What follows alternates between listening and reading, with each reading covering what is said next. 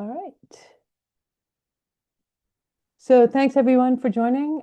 I'm Caron Whitaker with the League of American Bicyclists, and this is another in a series of updates on federal policy and what's happening with the transportation reauthorization bill.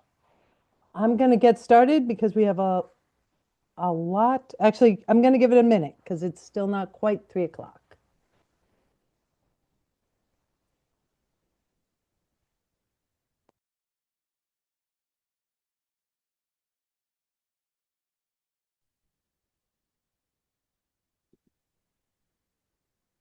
All right. Hi, everyone. I'm Caron Whitaker with the League of American Bicyclists. Thanks for joining on this new installment of the federal policy webinars we're doing leading up to the National Bike Summit. So I'm going to talk a lot about what's happening with the transportation reauthorization process and some other things happening in Washington, D.C. Okay. So I'm going to start out talking about car safety standards because there's been some action around that right now, as well as a truck safety bill. And then I'm going to get into reauthorization, talking about what we're hearing from the US DOT, and then talking about our priorities going into reauthorization. But I want to start out with a little bit of good news. So first of all, I just want to say thank you to everyone who signed on to our sign-on letter on biking and walking in the reauthorization bill. We did it with a number of partners, the American Hiking Society, American Trails, People for Bikes, Rails to Trails, and of course, Safe Routes Partnership. Together, we got 1,100 signatures, almost 1,200. We're getting some traction on the Hill with that. And I also just wanted to make you aware of this coalition website, Keep America Active, where you can download the letter, you can see press quotes in the press release, and you can take action.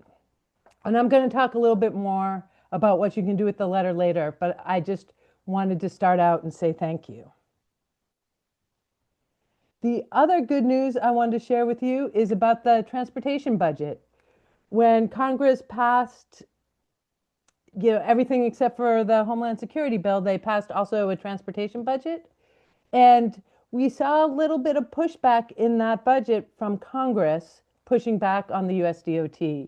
And I specifically want to call out a couple of things on discretionary grants, where they're requiring the US DOT to notify the congressional committees before they withdraw, terminate, or rescind any discretionary grants or loan or loan guarantee. And in fact, that just happened recently on some more EV charging. So this is Congress saying, hey, we're the ones who gave you the money. You need to tell us what you're doing with it. On the build grants, formerly raised grants, they directed the US DOT to use the congressionally mandated criteria only, so that they're not supposed to be making their own criteria. They required them to include a variety of modes, including biking and walking. And they did set aside 5% for low income or communities of persistent poverty. They also, one of the programs that the US DOT had defunded was the Reconnecting Communities project, and Congress put money back into that project. So that's a good sign for us, I think, going into reauthorization, that Congress as a whole, and this Republicanly led Congress said, you know what, wait a minute, we still want these grants to go out. We want them to be multimodal, and you don't get to just take the money we give you and change what it was given for. Now we have to watch to see how DOT interprets that law. All right, so moving on, I want to talk a little bit about car and vehicle safety standards. So, excuse me. As we've talked about, the Surface Transportation Reauthorization Bill, it happens once every 5 to 7 years. And the idea is that they decide 5 years of transportation policy and funding. And there's sort of 3 buckets that we watch. There's the highways, which is all roads, whether they're an interstate or a downtown road, transit. And then what they call safety, which is the grants for behavior change, for education enforcement, car safety standards, vehicle safety standards. In the House of Representatives, the way it breaks down is that the Transportation and Infrastructure Committee does 95% of that work.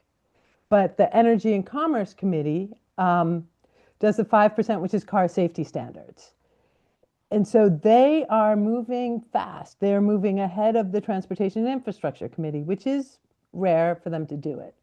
So a few weeks ago, they held a hearing to introduce the bill. So they said, here's 21 bills we are going to discuss and look at under car safety standards. And then basically a month later, next week, they want to vote on them. And whatever gets into that bill will then go into the transportation bill for the larger 5-year piece. There's two things we're watching really closely at the League. One is the cyclist automatic emergency braking. The other is the self-drive framework for autonomous vehicles. Self-drive is the bill, but it's a regulatory framework for autonomous vehicles. So, and we care a lot about these. We care about the other bills. At the League, we're really focused on the cyclist automatic emergency braking because if we don't focus on that, there's not going to be a voice for it on the Hill. So the bill that we're talking about, we had talked about the Magnus-White Cycling Safety Act. It's changed a little bit, and now there's a new bill called Magnus-White and the Safer Streets for Everyone Act. It does basically the same things. It would require new cars to have automatic emergency braking that's tuned for bicyclists and motorcyclists. And it would also improve the pedestrian automatic emergency braking that came out of the last reauthorization bill, the IIJA, to just require it to work in all light conditions and to be tested at higher speeds. So one way to think about automatic emergency braking is it's the same technology, whether you're trying to brake for a vehicle or a pedestrian or a bicyclist, but it has to be tuned differently. So if it's just tuned for vehicles, it may not detect and respond to people biking and walking. If it's just tuned to pedestrians, it may or may not respond to bicyclists because bicyclists use the road differently and we move faster. And the same for motorcyclists, although motorcyclists and bicyclists sort of use the road in similar ways, even though we go at different speeds. And we have a fact sheet that explains more of that. So why do we think this is ready? If you look at the Insurance Institute for Highway Safety, they have said that if you look at the 3 most common crash scenarios, cyclist automatic emergency braking could mitigate or prevent 26% of the crashes and 52% of the fatal crashes.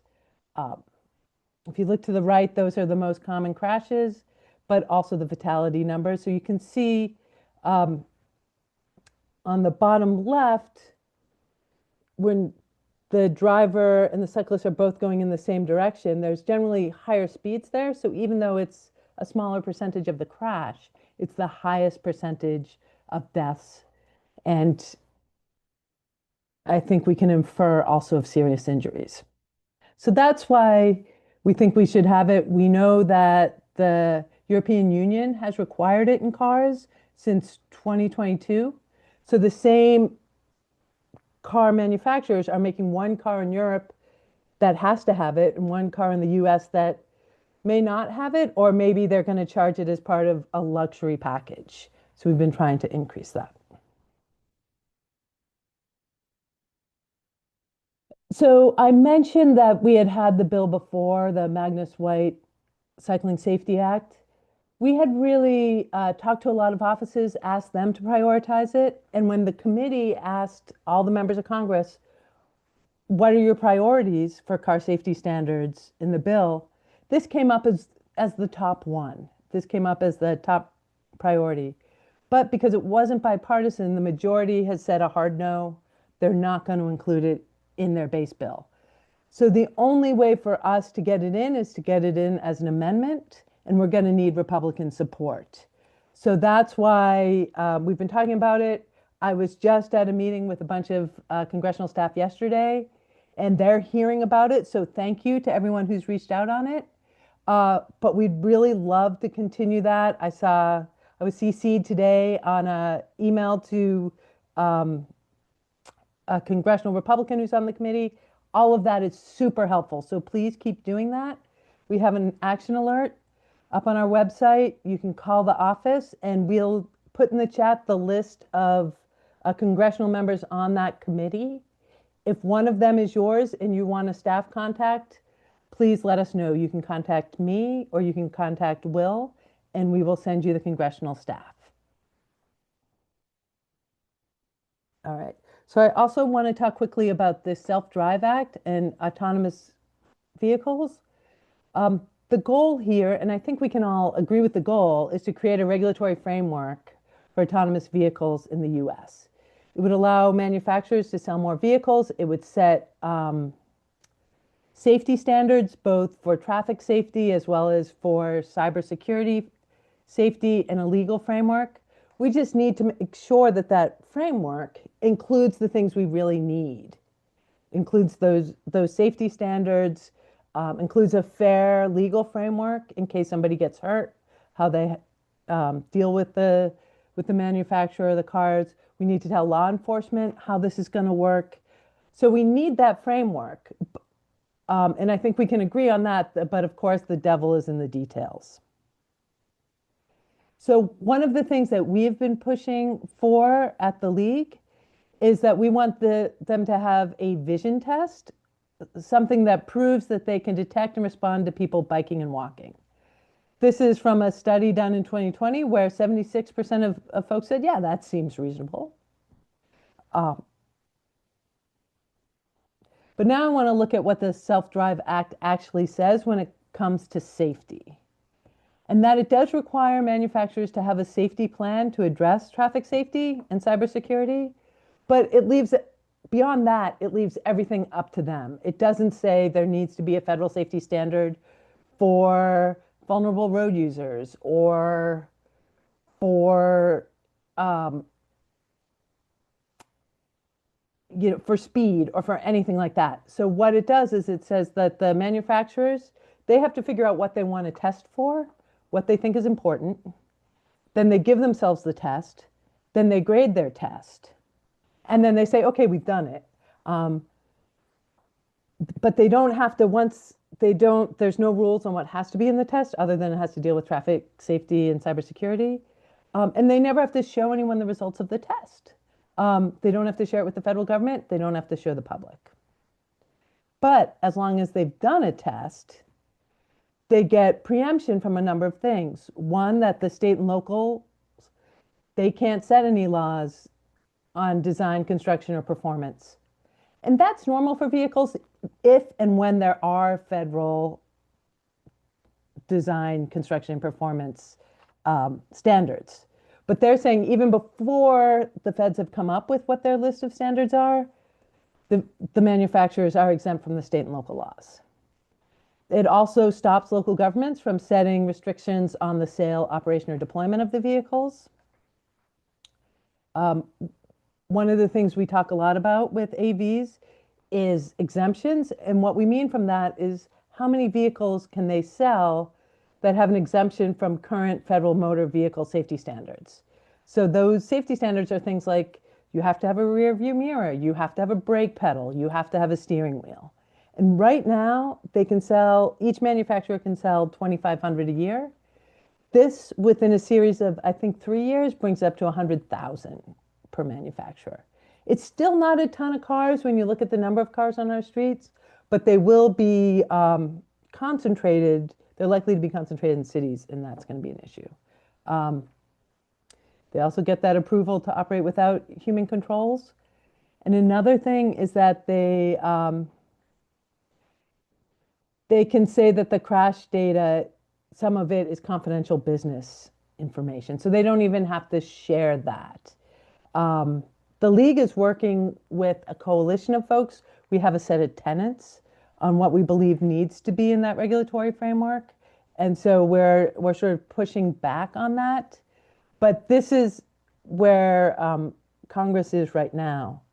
And Congress really wants to get this done. They've wanted to get it done for the last 5 or 6 years. And in general, in the Senate, there's been 4 or 5 holdouts that have stopped it. But there's the added element this year where NHTSA is saying, well, if you don't do it, we'll do it. And so that sort of adds a like, do we want it by Congress? Do we want it by NHTSA? Honestly, we mostly want to make sure that those vehicles are safe. So, and so one thing I think is that if nothing changes between now and then, I think the bill that passes out of the Energy and Commerce Committee will include the Self-Drive Act, and it will not include bicyclist AEB, which is the opposite of what we want to happen. So that's why we're asking folks to really push out on cyclist AEB, and we're working with our coalition partners on the self-drive autonomous vehicle piece. There will be, assuming that the transportation bill moves forward and there's a vote on the floor, there's also an opportunity to add an amendment there, but it's a lot harder to get anything changed on the floor than in committee, which is why we're pushing this so hard right now. All right. Moving on to truck safety. This is something we've talked about over the last few years. Large trucks, and that's the big box trucks and the trailers. They're about 4% of registered vehicles, but they're responsible for 11% of bicyclist fatalities. When you look at a city like New York City, it's over 30% of bicyclist fatalities happen with large trucks. And what happens often is that when a truck passes you or turns in front of you and you're on a bike, it's not the impact necessarily that kills you, but you get pulled under. There becomes a vacuum behind the trailer, and then vulnerable road users get crushed by the back wheels. However, the US DOT Volpe Center has found that including a side guard, like this white piece in between the wheels here, that can save a lot of lives, because you might not stop that impact, but you do stop the vulnerable road user from sliding under the wheel. This is just another view of what a side guard should look like. And so we've been working with some truck safety organizations, people working on an underride bill. And a bill was just introduced this week, which we're really excited about. This is the first time that such a bill has been introduced that includes vulnerable road users. So we made some progress in IIJA, the 2021 bill, but it didn't include vulnerable road users. So this one will make it easier we're hoping if it gets included, would make it easier to get a regulation, because it would include all the fatalities caused by trucks, not just those of people and vehicles. So I'm going to ask if you are in New York, New Mexico, Connecticut, or Maryland to send your senator a thank you note for introducing this bill.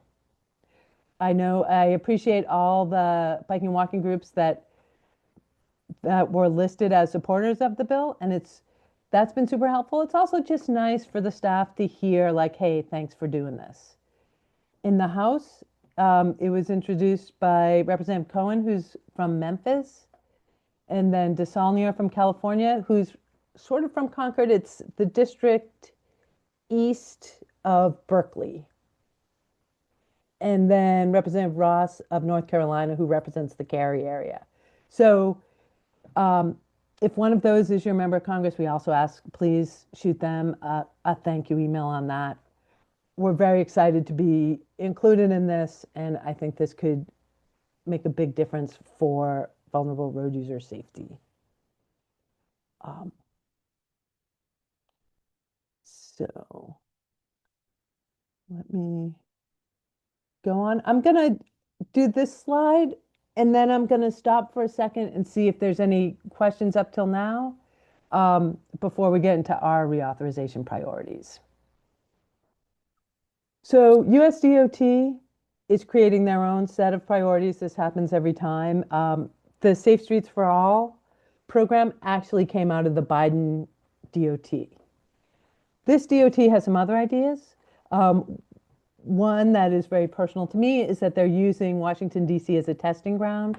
So they're saying things like US that Washington, D.C. should not be allowed to do right on red policy. They should not be allowed to have speed cameras. They should not be allowed to have asphalt art in the middle of the road, things like that. And that's because DC is a federal city. They can't do that in other cities, but what they can do is use it as an example so that Congress sees them doing it and says, oh, if this is what our administration wants, maybe we should put this in the bill. Or, hey, that seems like a good idea. Let's do that.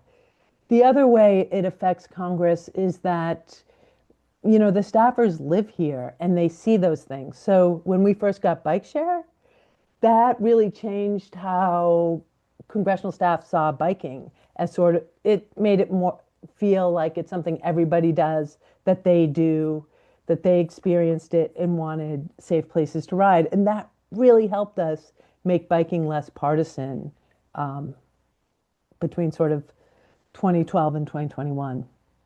They're also talking about saying that if a transit agency doesn't charge bus fare, then you can't get transit money for your buses.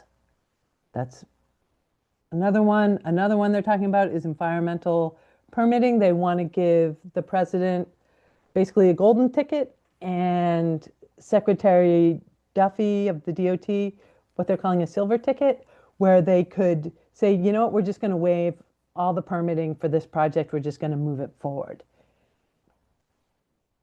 And then finally, another thing that they've been talking about, they just started a beautification committee looking at transportation, and they have $100 million to play with.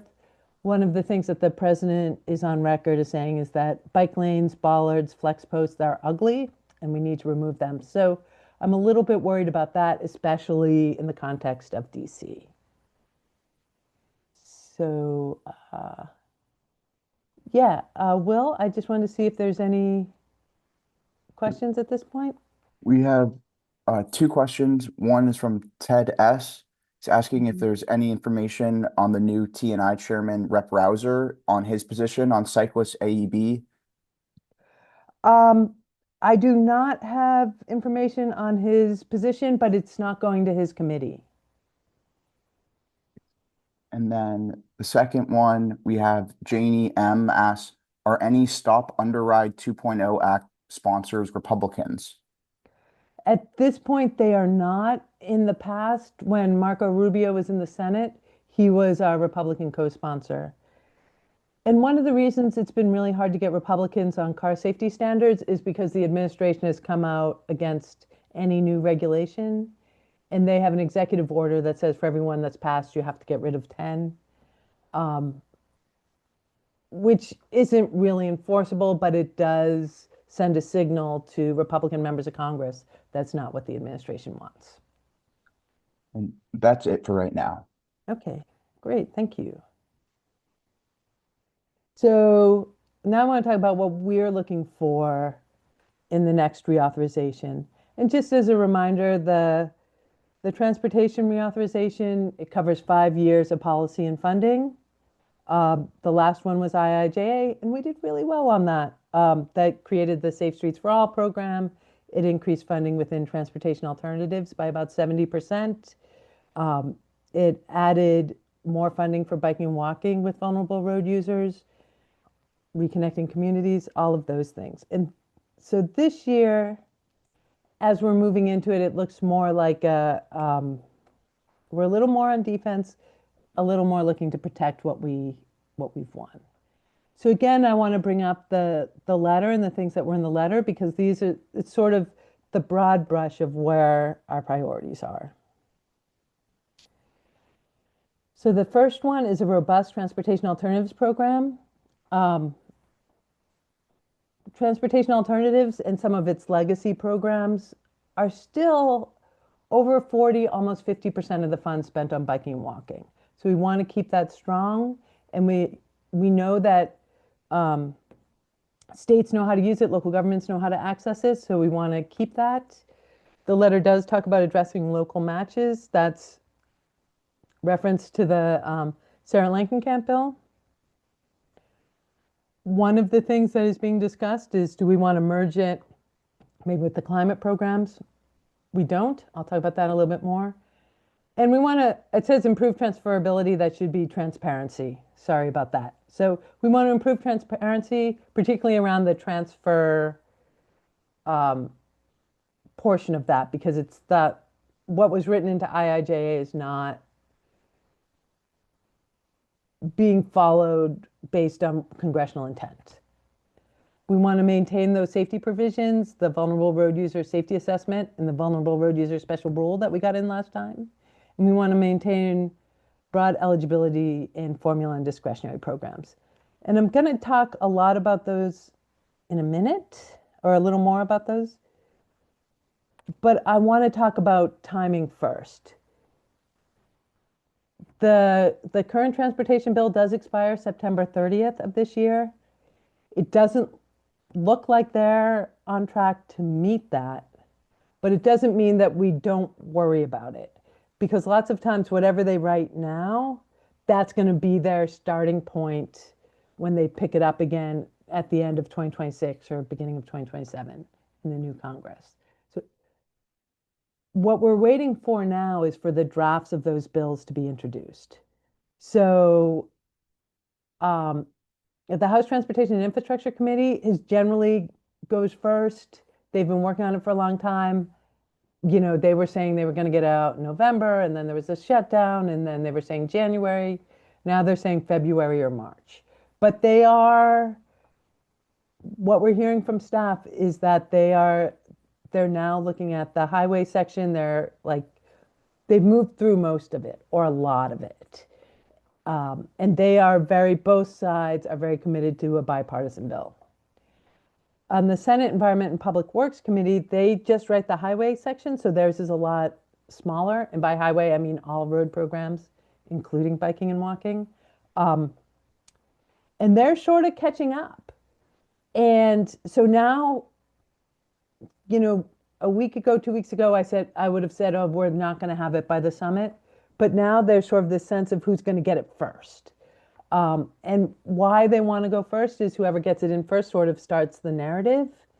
And then it's almost like the other chamber has to respond to the first chamber. So they're trying to get it out in early March.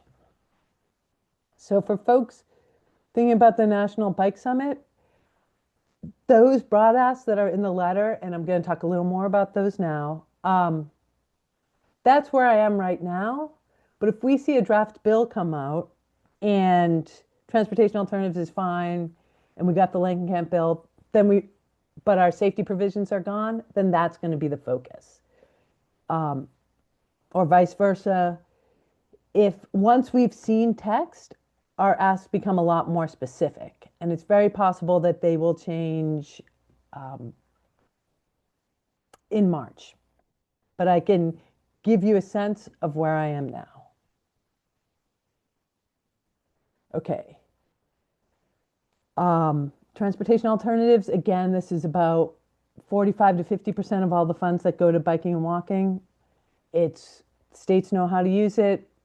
We like it the way it's working, with the exception of we really want that Sarah Debick Langenkamp bill added.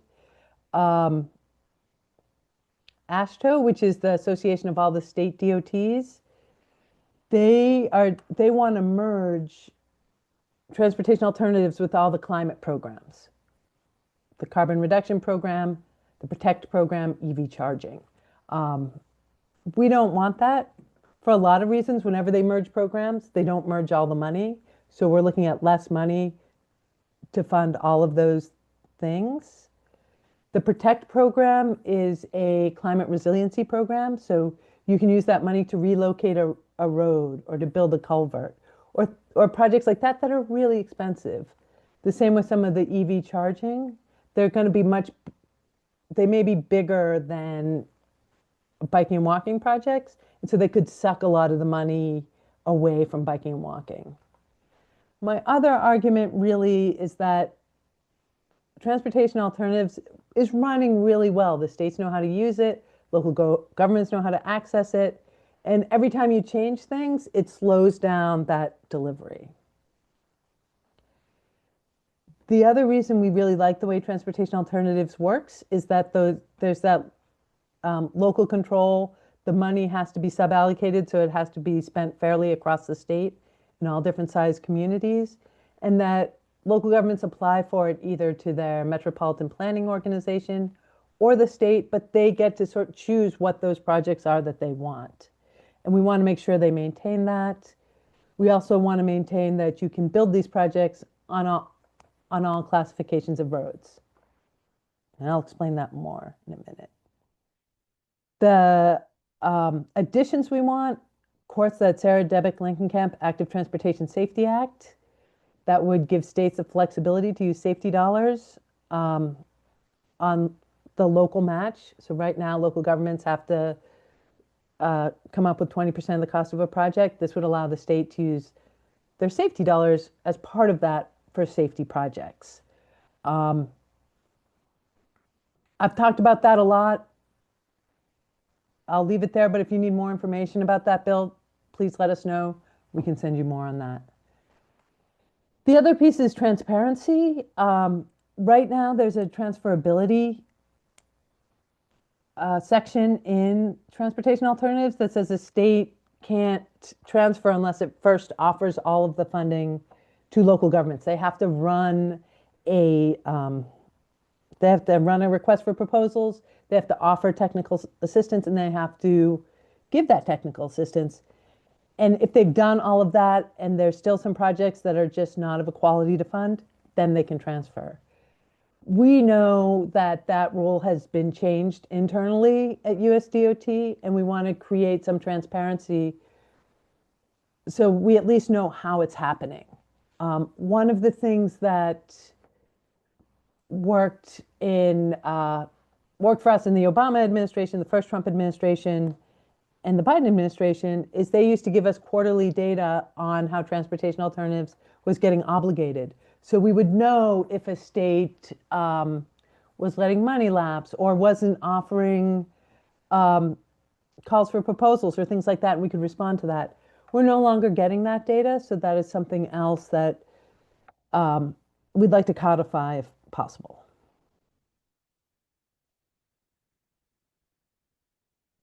So on safety, I think we all know that there's a real need to focus in on pedestrian and bicyclist safety.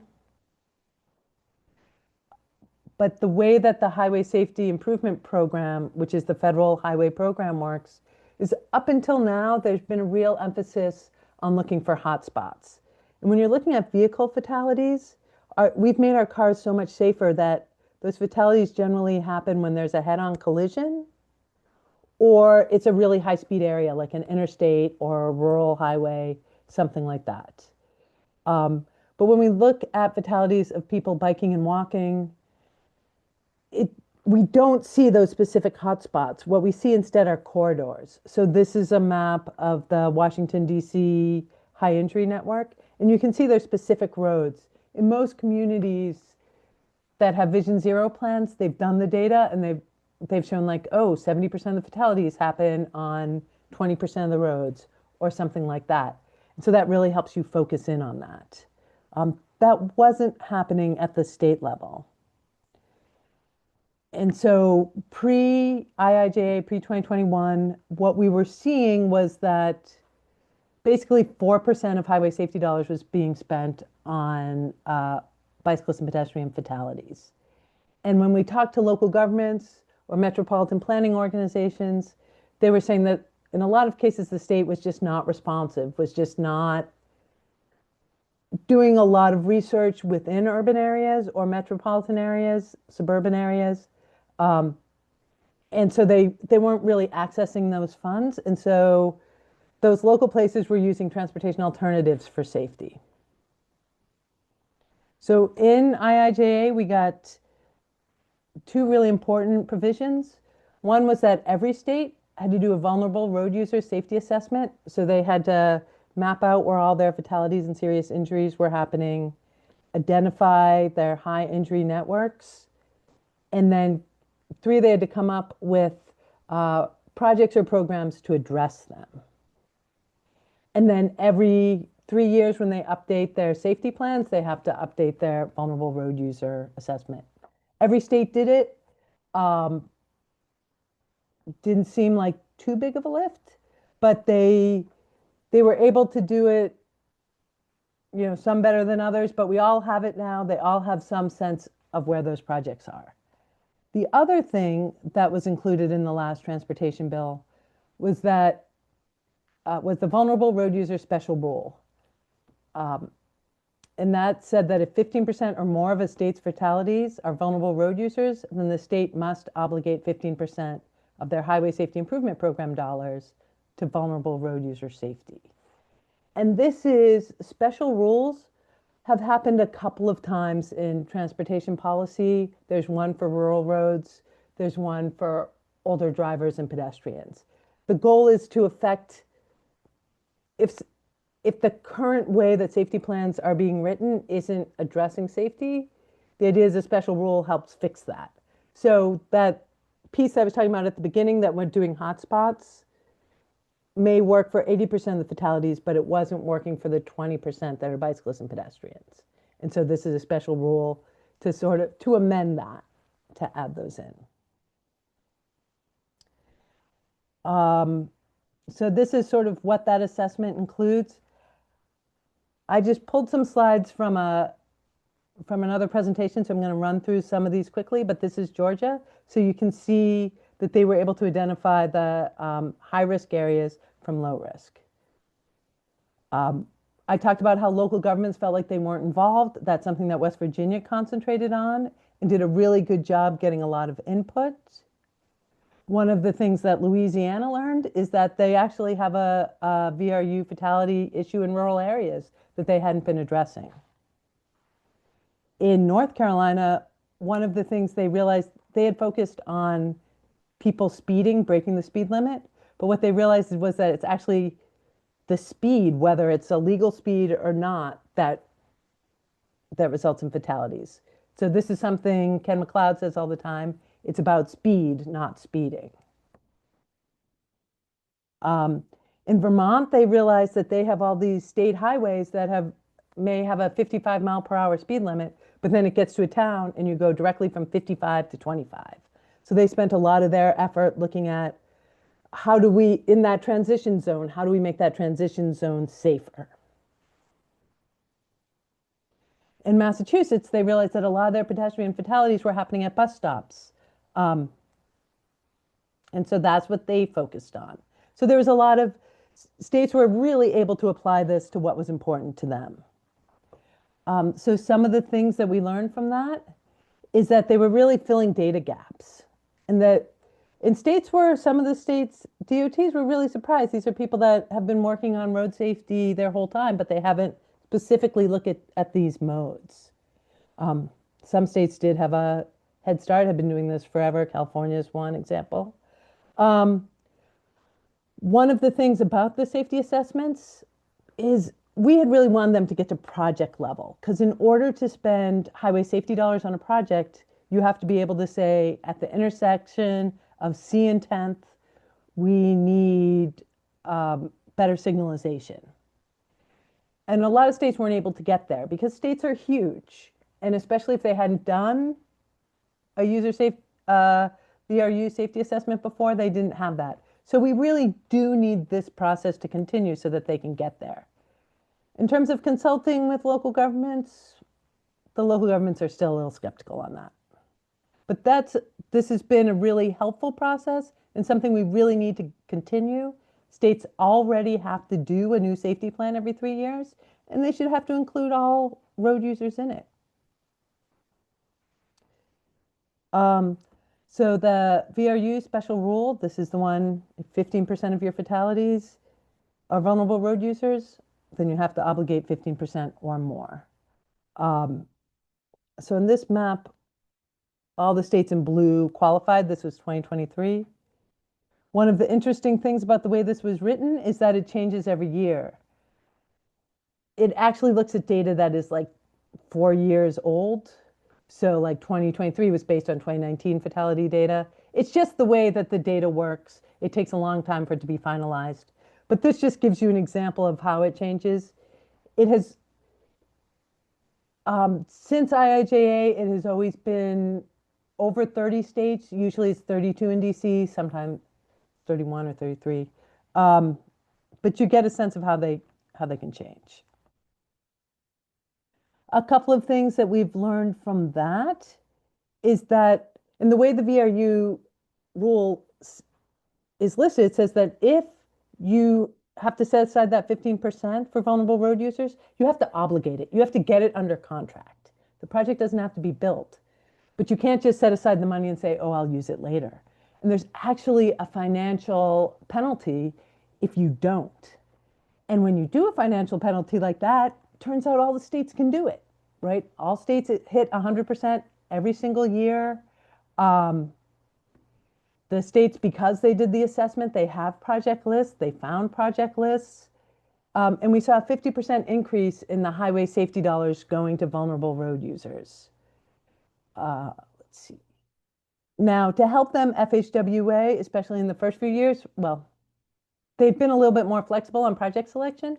So I would argue that they're not always funding the most important safety project or addressing the highest need, but they are spending the money on VRU safety. And one of the things that has been interesting is because it changes every year, states have responded to that in different ways and in some ways good ways. So let me see. Oh, I don't remember why Florida was here, but I can tell you in Pennsylvania, this is an example of spending it, but maybe not on the highest need. They used all the money from their first year on doing pedestrian countdowns. These are helpful. They're good for safety, probably not the highest need. Um, in North Carolina and Virginia, they're right on that border of 15%. And so their DOT said, you know what, we don't want to go in and out. We're just going to make it policy that we spend 15% on vulnerable road user safety every year, whether we qualify or not. And Kansas said, you know what, we're at 10%, we don't even qualify, but we think that's a good idea. So we're going to start setting aside 10% for vulnerable road users. Another program that's worked really well that we've seen an increase in funding and that is in jeopardy this year. It's something the state DOTs don't like. So there's some discussion of getting rid of it, mostly just because they like flexibility. And because it's new, it's not as ingrained. So this is one of the things that we may have to really fight hard to maintain. All right. So if you want to see what's happening in your state, you can find your vulnerable road user safety assessment here, and it will include the high entry network, and it will include proven safety countermeasures on what they want to address. You can tell the difference between a plan like Colorado that says at this intersection we should do this, versus a lot of them like California is so big they say at this type of intersection, you should do one of these three types of responses. The other, if you want to see what is being funded under the Vulnerable Road User Special Rule, you can go to this site. You have to scroll all the way down to get to the most recent report, but every year states have to do a safety annual report. And in the back of that report, they have to list every project. So this is from Connecticut. And you can see about halfway down, we get into those VRU special rule projects. So this is a lot of crosswalks and lightings. We see that a lot. But if you want to see what's happening in your state, and particularly if you find any projects that you know about that have been really good, that's something to, you can say thank you to your state DOT. If you're coming to the summit, bring that example. If you're going to a district visit, you can say, hey, I just want to show you this was required in the last bill and it's working really well because we saw this happen in our community. Now, as you can see, this doesn't give you a lot of data. So if you're working with your DOT, that may help you identify those specific projects. but you can at least get an idea of how your state is spending that money. All right, so this is the last one I want to talk about, which is broad eligibility across programs. Right now, biking and walking is eligible for almost every formula program.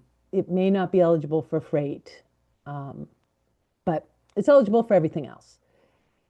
And when we look at discretionary grants, it's also eligible for everything else. We have seen this DOT maybe not fund as much on those things, but we're eligible, and that's important. But there's a lot of conversations happening in Congress that maybe that doesn't need to continue. And first of all, there's the bigger question of what kind of roads are in the federal interest and where should federal dollars go? This is going to become a bigger issue because there's not enough funding to, right now, Congress would have to write in more deficit spending if they want to keep transportation funding at the level it is.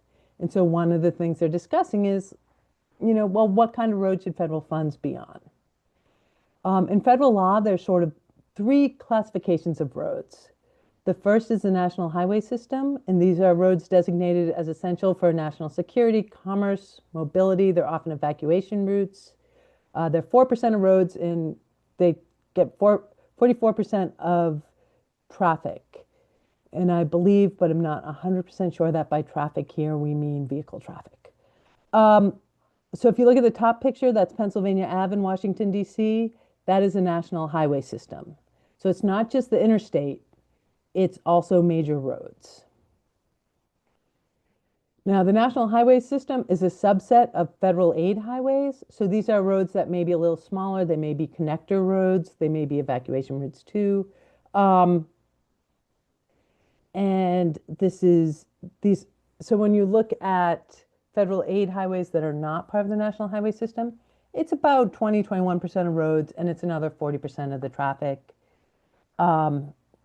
I'm using neighborhood pictures here. So this is East Capitol in Washington, D.C. That's considered a federal aid highway. The third type of road is a neighborhood road. So this is my street.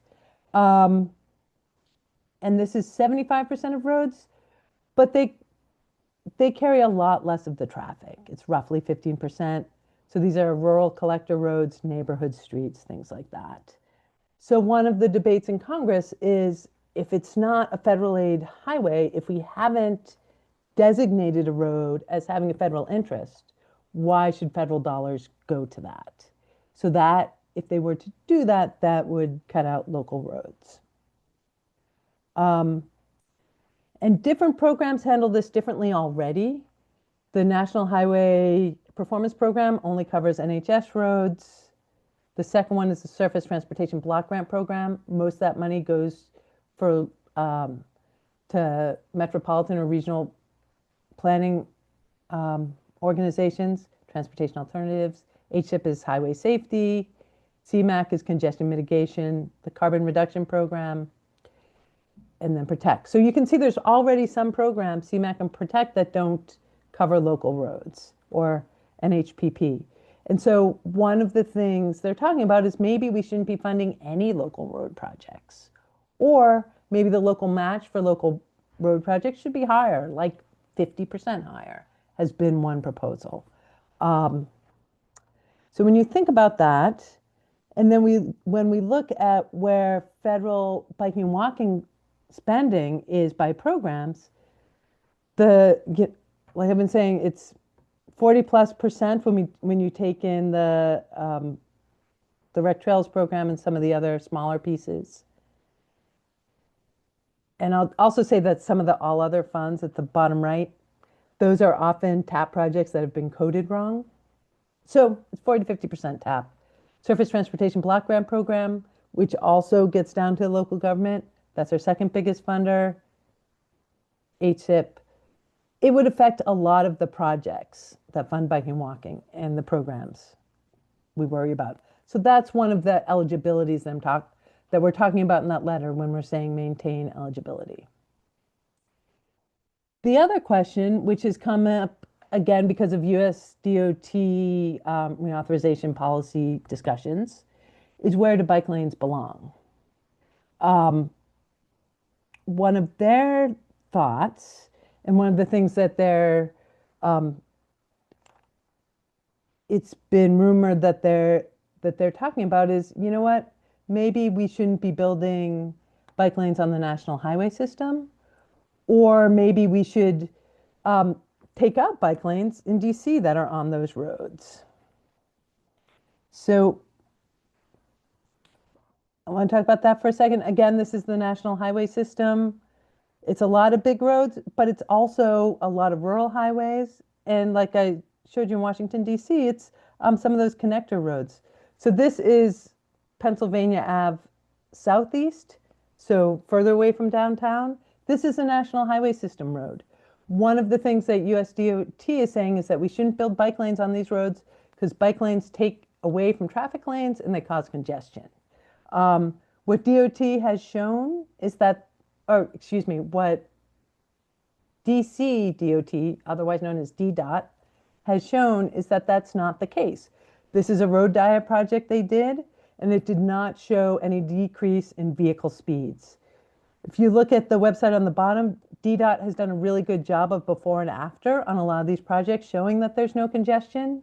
But this is an argument we really have to fight back against because instinctually it makes sense that if you take away a lane of traffic, right, it's going to cause more. It's going to cause congestion. We all know that. We all know that adding lanes, vehicle lanes, does not decrease congestion in the long run. But we keep doing it. As a country, we keep doing it. So obviously, it's making sense to a lot of people at a basic level. And that's something we have to fight. So having examples like this from your own community can be super helpful. So that's, again, where we are on our top level ask right now. A really strong transportation alternatives program with the Sarah Lankenkamp bill. Maintaining those safety programs, which we know are working, and maintaining those broad eligibility in formula and discretionary programs, whether that's eligibility of type of road or which programs biking and walking are eligible for. All right. So I said I would come back to this. The letter is out there. There's a toolkit. You can download the letter there. One thing that is always helpful is to download the letter and send it into your member of Congress or their staffer and say, hey, you know what? Just want to know we signed on to this letter, or I saw this letter. I think it's really important to our group. And just if they get the letter from a lot of places, that's super helpful. If you have contacts with local media and you have signers from your area, people that want to talk about why it's important to them, get in touch with them, push that out. There's a toolkit to help you with that. So please check that out. I also want to say that Congress is out of session the week of the 16th. So that's a great time to go do a meeting with your member of Congress in the district. Bring a copy of the letter. Bring some projects you've been working on. Talk to them about why biking and walking is important to your community. And there's a district toolkit there. And we will share all these slides, so you will have all of that. And also just another plug to come to the National Bike Summit, March 24th through 26th. It's going to be a really important time to weigh in. And having a bunch of people, it just creates a show of force that people from around the country were willing to come to Washington, D.C. to talk to Congress about biking and walking.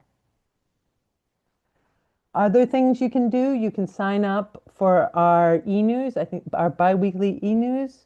We have a bike walk advocacy Google group. So if you wonder what other advocates are doing in other parts of the country about something, you can join here. So we've had some robust conversations about e-bike regulations or doing a bike share feasibility study. Things like that have been asked, be super helpful. You can always join the league, continue to attend these webinars, and join us at the National Bike Summit. So with that, I will stop, and I think we have a few more minutes for questions. Yes. So Janie M asks, has the Sarah Langenkamp bill been passed, and will it be a part of the reauthorization? It has not passed yet. Our goal is to get it into that reauthorization. In the House, I think we have 18 co-sponsors, half of them are Republican. So that has been an amazing job. And I just want to do a shout out to Representative Jamie Raskin and his staff because they have kept it top of mind. So I feel like we're looking really good on that. In the Senate, our move right now is to push for all of the senators on the EPW committee that writes that part of the bill. So we're still working to get Bernie Sanders on, if there's anyone from Vermont, and the two California senators. So if you're from one of those states, shooting them a letter and asking for that would be super helpful. Then we have Dave S. asks, have changes to NHTSA's Section 405, the National Priority Safety Program funding, been included in transportation reauthorization discussions? Yes, so that is a question about the behavior change funding. So a lot of that funding can go to local groups to do bicycle education. Um, some of it can be used for demonstration projects, things like that. There was a proposal to combine them in a way that instead of having to go to a lot of states, it would have only had to go to a lot of states would have gotten cut out from that funding. I believe we've come to an agreement to solve that so that it'll be very similar to the VRU special rule. It will be the two-thirds states with the highest bike ped fatality rate. So it'll be about 30 something states. So yes, that was something I talked about in the last webinar. I think we have resolved our main issue with that. Okay. Paul D asks, are orgs still signing on to the congressional letter? Um, I think we can make that possible. I don't have we can send the sign up link um, with the slides when we send that. But I would say go ahead and sign on. I think by the summit, if we have more signers, we'll just add them on and they'll be on the letter going to the Hill offices then. Sorry. Then we have Jacob V asks, is there a website to see if your state is complying with the VRU special rule? To my knowledge, every state that qualifies is complying. As I mentioned, FHWA has given them some flexibility. So the best thing to do is look at those annual reports and you can see what types of projects they're spending the money on. Perfect. And that's all the questions that we've gotten so far. All right. Last call for questions.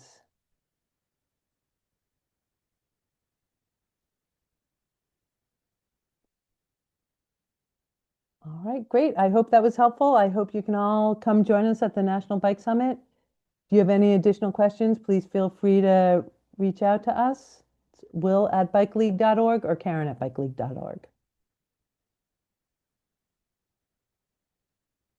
All right, sorry, I know that was a lot of information really fast, but we'll share the recording and the slides. Thanks, everybody.